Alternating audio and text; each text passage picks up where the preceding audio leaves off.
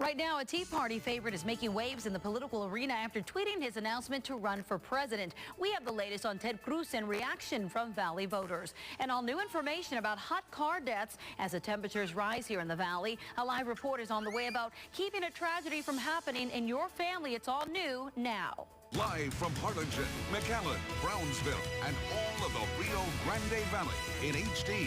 This is Action 4 News, live at 5.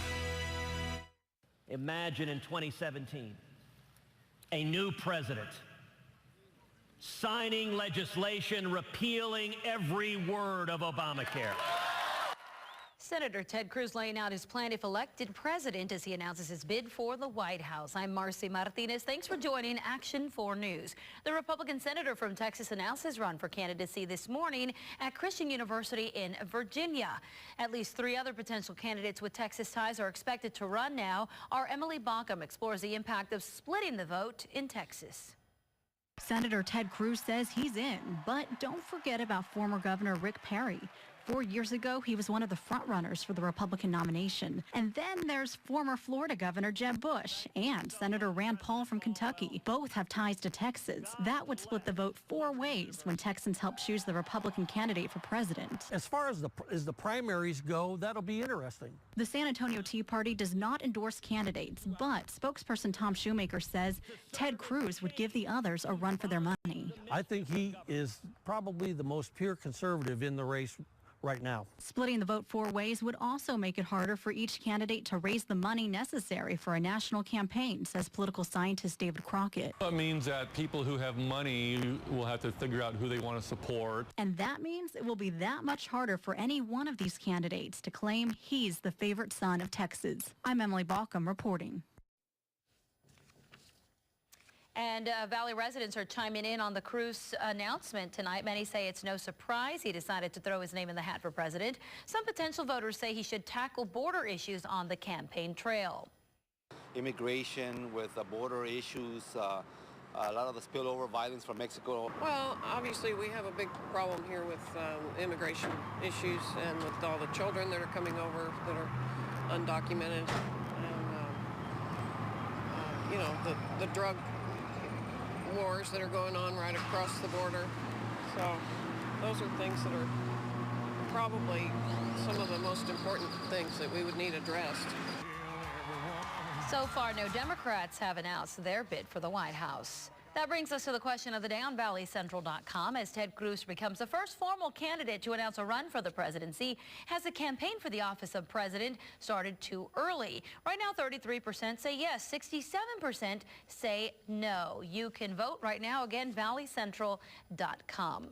Right now, a former Edinburgh teacher out on bond following allegations of aggravated sexual assault. Miguel Angel Beach of Harlingen was arrested this month after an adult female filed a report saying he allegedly abused her when she was just a minor. Police say Beach had access to the girl through her family and abused her at 2 apartment complexes in Edinburgh. Edinburgh CISD officials say Beach was terminated in 2004 for unknown reasons.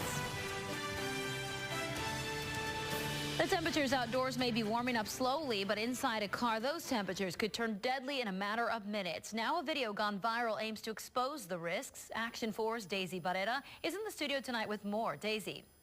Marcy, it's a powerful video circulating the internet on a topic that unfortunately we see too often here in the Valley. At times it's even tough to watch, but it sends the message home that leaving a child in a hot car is not okay.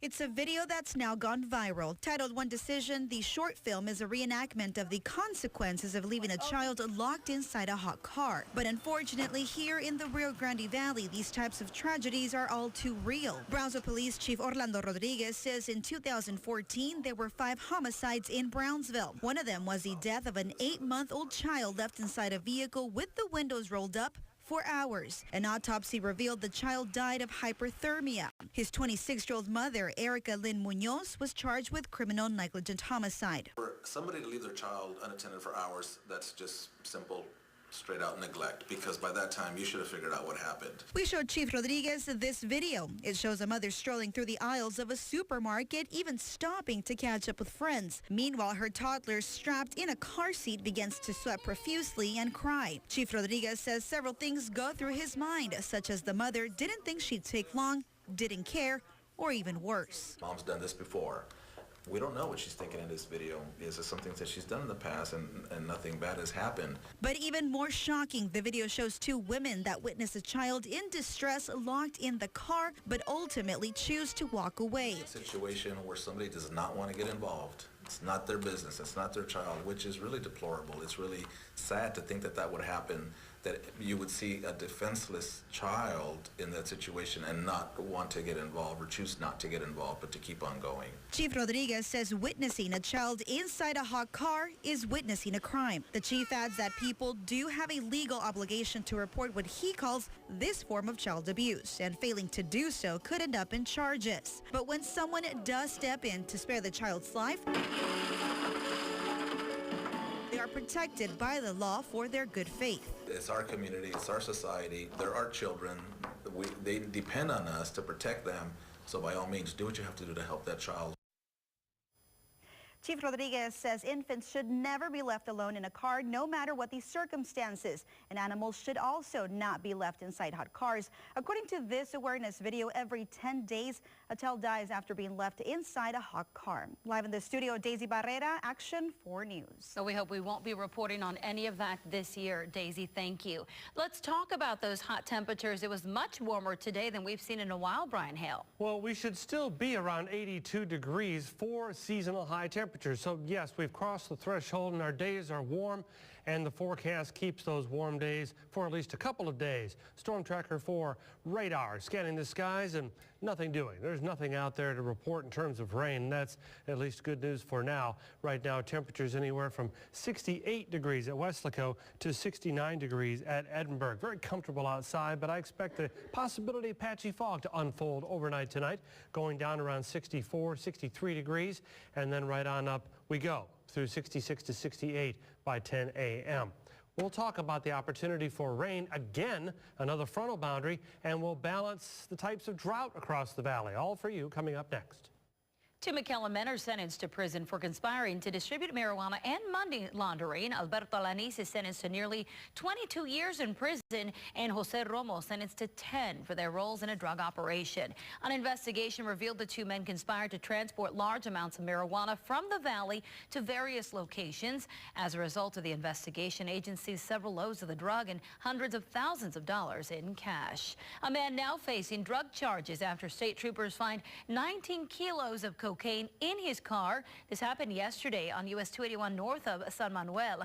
Troopers say when they stopped the driver, identified as Jose Rodriguez, they discovered the drugs hidden in the car. Rodriguez now charged with possession of a controlled substance. And TxDOT kicking off a week-long campaign urging drivers to be careful while passing through construction zones. Action 4's Elizabeth Espinosa stopped by to speak with workers about their safety. Drivers may see this on the way to work or home, construction that can double their 10-minute trip. While motorists may lose patience, the Texas Department of Transportation (INFAR) is asking drivers to give construction workers a break. Carlos Garza, a safety officer with TxDOT FAR, says the workers have had close calls with vehicles. One of our employees said it best when he said that when he's doing his traffic operation, he can feel the vehicles pass right by his head as he's dropping cones through the roadway. Just last year, there were 146 fatal crashes in work zone areas across the state of Texas. 86% of those killed were drivers who were distracted or speeding along roadways. Driving to a work zone, you always say expect the unexpected. Sign says during construction there could be uneven lanes, unpaved roads, and slow traffic in the area. It is important not just for the work zone or the workers, but also for you and your family, because they want you to go back home as well.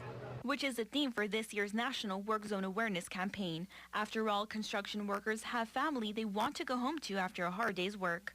But remind ourselves that the purpose of us getting home is our reason for being safe on the roadway. While Garza says he understands frustration drivers may feel while getting caught in traffic, he asks for one thing. Take into account that they're out in the roadway putting their life in jeopardy so that they can make our roads safer and get our traveling public to their safe destination. In FAR, Elizabeth Espinosa, Action 4 News. And TxDOT reminds drivers to also slow down when they see an emergency vehicle flashing their lights. Drivers must move to the next lane or go 20 miles under the speed limit. And coming up right here on Action 4 News at 10, the investigation into the alleged rape of a woman at the University of Virginia is now being suspended. Why officials say there's simply not enough evidence. Plus, a new study is revealing a large number of homes in FAR do not have internet access. We tell you where the city ranks among other U.S. cities and other alternatives for residents there. A new study reveals a majority of households in the city of FAR are without any internet access. According to the Census Bureau survey, only about half of households have access to the internet, which represents one of the lowest internet adoption rankings in the country. Some residents say they don't have internet in their homes because it's simply too expensive. Right now, it's too expensive. The thing is, we have too many bills. We have mortgage, we have bills. There are alternatives for residents without internet access. The FAR Library offers access to the internet to parents and students who may need it. Library officials say by educating parents in computer literacy, they open doors then for their children. In developing news now, parents and students in Fort Worth are speaking out after the discovery of a graphic book written by an 8th grader. In the online graphic novel, the boy referenced killing his own classmates. The protesters upset the boy was allowed to return to class, and they think he should be removed from the school. There were some in the group holding signs supporting the boy, saying he just made a mistake. The environment just feels so much more different, and it feels like at any moment something bad could happen, and it feels just horrible knowing that there's a kid like that who wants to actually hurt people, and it's just scary. I think that the bullying, period, needs to stop. I don't think he needs to be bullied for his mistakes. I don't think the other kids should have to live in fear for his book. The school district is saying the district took immediate action to secure a safe learning environment after hearing about the book. The father of the boy says his son had no intent to hurt teachers or students. A state district judge is now facing tough questions following a DWI arrest. Travis County Judge Gisela Triana says she failed her own code of conduct when she was stopped for speeding over the weekend and arrested for suspicion of drunken driving. In the report, it states she failed a field sobriety test and police found an empty container of hard lemonade. Triana says regardless of the outcome, the investigation shows she made a big mistake. And a Northeast Texas man potentially facing jail time after parents of two 14-year-olds complained he'd given their boys tattoos. Texarkana police say Christopher West was arrested at his home where investigators determined he was operating his Wild West tattoos without a license. He faces 2 counts of putting tattoos on prohibited persons.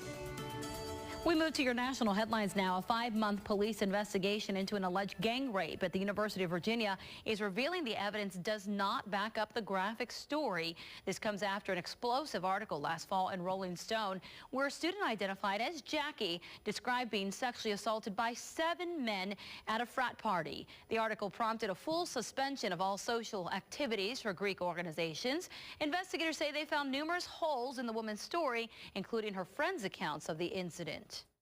They don't recall any physical injuries. They do feel like something occurred, but they don't recall any physical injuries. And so there's some inconsistencies between what they recall and what's outlined in the article. Police say the case is suspended, not closed. Rolling Stone has admitted it made mistakes in that article. Tonight, we're learning NFL star Darren Sharper will spend nearly 10 years in prison after agreeing to several plea deals in rape cases in 4 different states.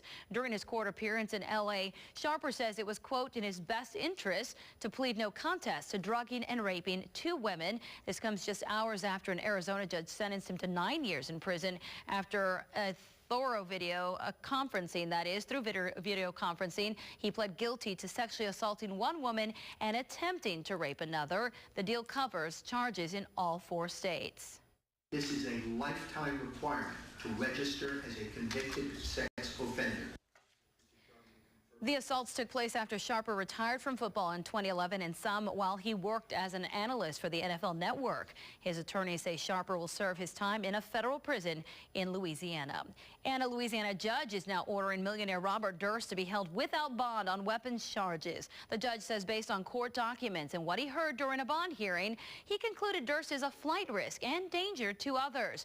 Durst has been in the prison's mental health unit for nearly a week after officials called him a suicide risk. He stands accused of killing a female friend in California 15 years ago, but his lawyers say his arrest was illegal and orchestrated to coincide with an HBO series about his link to the killings. We've got more coming up here on Action 4 News at 10, but right now let's head on over to Brian.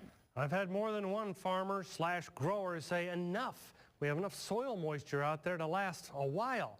And you can see for the month so far, Harlingen and Brownsville doing very well. That number on the bottom, the departure number, that's how far ahead those locations are for rainfall for the month so far. Great news, but there's a two-tiered system. It's not just about soil, it's also about the reservoirs, and we're still lacking in more rain, or lacking water. We need more rain in the watershed off toward Mexico. We're going to talk more about your forecast. All that's coming up next.